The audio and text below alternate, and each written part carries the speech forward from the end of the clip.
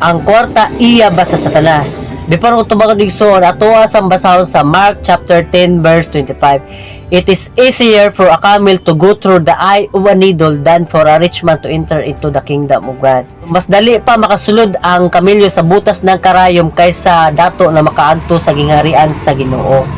Kaya nga naman, kung asa ilang bahandi, dito ilang kasing-kasing.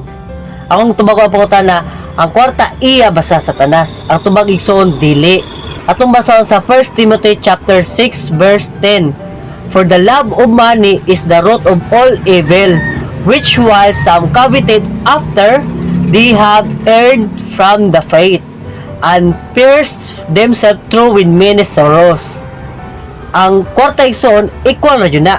Mahimo ra na iya sa Satanas kung gigugma nimo ang kwarta. Kay once nimo gigugma ang kwarta igsoon, mas gisamba nimo ang kwarta kaysa sa Ginoo, which is idolatry na igsoon.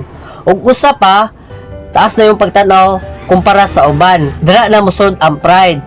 Kinsa man sila, kinsa man siya, kinsa man ka para magpaubos ko. Once gihugugma nimo ang kwarta igsoon, manglamang ka.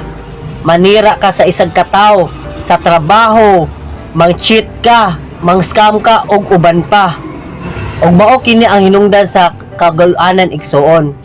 Dapat ang kwarta gamiton sa tao, dili kay ang tao gamiton sa kwarta.